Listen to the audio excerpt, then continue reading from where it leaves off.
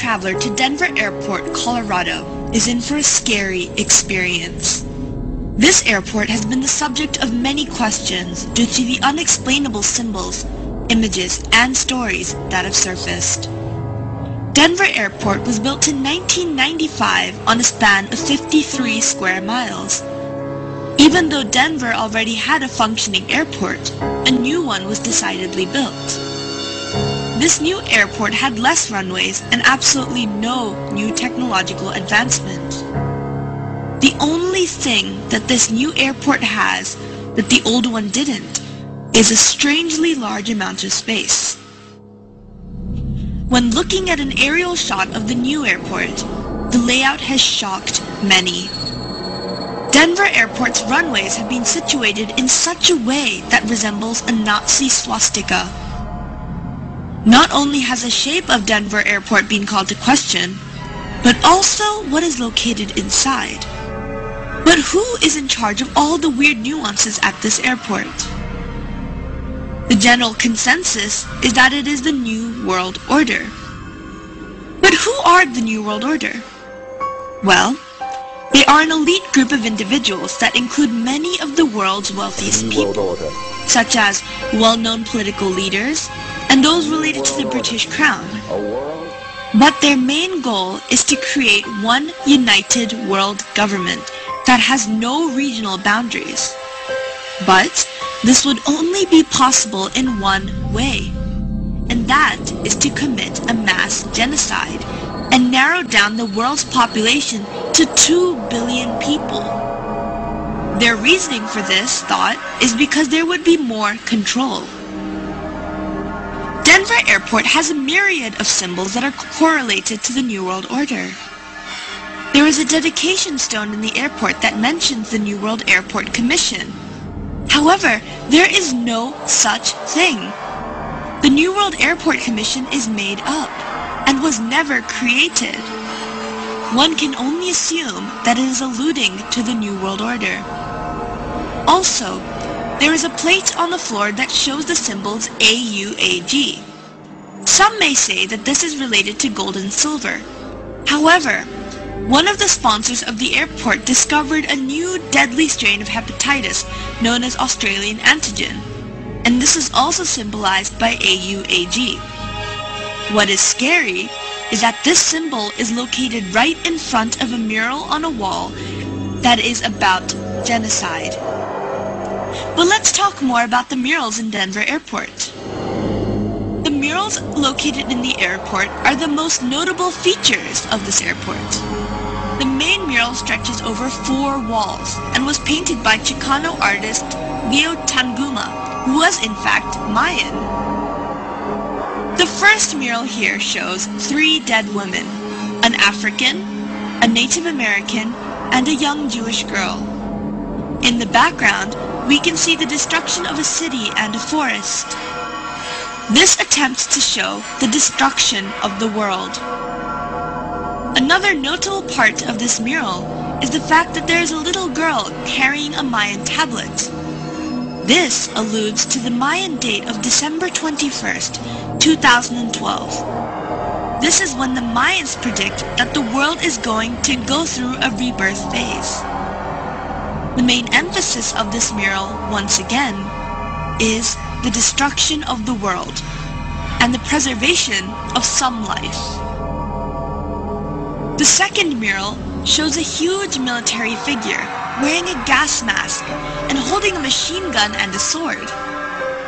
This sword is stabbing a dove, which is the symbol for peace, and implies that peace will be destroyed.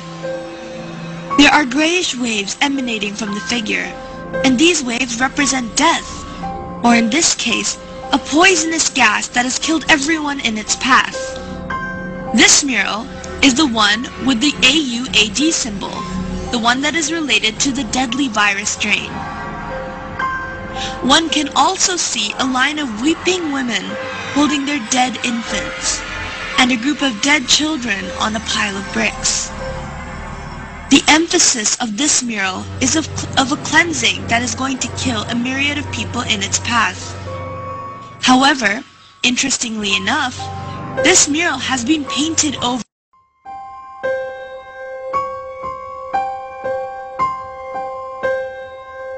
The third mural shows all of the children of the world taking their weapons from each country and giving them to a German boy, who is then molding them into something else.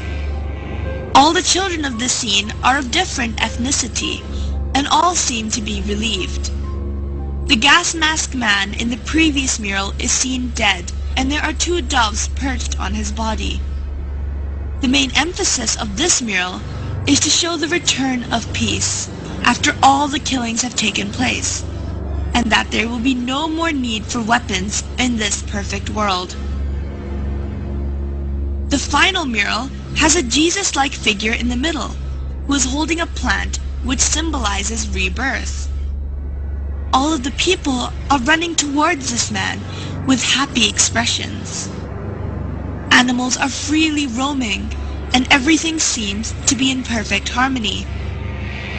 This final mural alludes to a new Garden of Eden, where the world is perfect size, and everything could work together in peace after the genocide that has taken place. All in all, these murals, when put together, represent the formation of a new world filled with fewer people, and this is also the goal of the New World Order, which has been seen represented throughout various parts of the airport. The symbology of the airport can still be debated, but one thing that cannot be questioned is the fact that there has been a lot of mysterious construction work underneath Denver Airport. When first constructing the airport, there were originally 5 buildings, but out of the blue, the builders were ordered to bury the buildings underground because they were supposedly built wrong. Normally, a building that is built wrong would be demolished, but in this case it was not.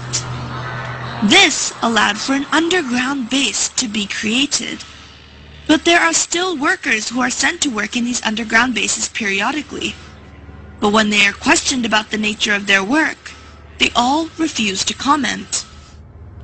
These underground bases have been going under more construction and now have underground tunnels that connect all the buildings together. According to a contractor, these tunnels have a strange sprinkler system that was added onto the roofs of the tunnel. But this sprinkler system has no valid use, as these tunnels are concrete and underground. If relating these sprinkler systems back to the sign of AUAG in front of the mural regarding genocide, then one must begin to wonder what the use of a sprinkler in a concrete tunnel 150 feet below the ground would be. These underground bases appear to be holding rooms due to the sheer mass and size, and some say that they even allude to concentration camps. This is because 1. These holding rooms have no purpose, and when the airport authorities were questioned, they say that they are merely being used for storage. And 2, all the barbed wire fences face the inside of the airport rather than facing the outside, which is what they usually do. This implies that they are trying to keep things in rather than keep things out. And 3, the sprinkler systems have no use, but they may be related to the deadly virus Australian antigen and the pursuits of the New World Order. People have attempted to argue that the underground bases are being used for storage, but one fact must be questioned, and that is, why is the underground base 88.5 square miles long? And why were the 5 buildings mysteriously buried? No airport has or needs that much storage room. So what is this space really being used for? Whenever the authorities are questioned, they are not allowed to answer. We are not the only ones who seem to be fascinated with this airport. The Queen of England, alongside many other famous European royalty and politicians, are hurriedly buying property close to the airport under an alias. One can only assume that they must feel that there is something significant about this airport in order to do so. It is very easy to dismiss a conspiracy theory, but it is not hard to dismiss cold, hard facts that surround them. The odd happenings in this airport have been called to questions, but all the questions have been dismissed and have not been answered. Is the New World Order really going to attempt to take over? And if they are, does that mean that our own government is involved? Research nowadays can only do so much. Now, only time will tell. This is Zara Malik, News and Views.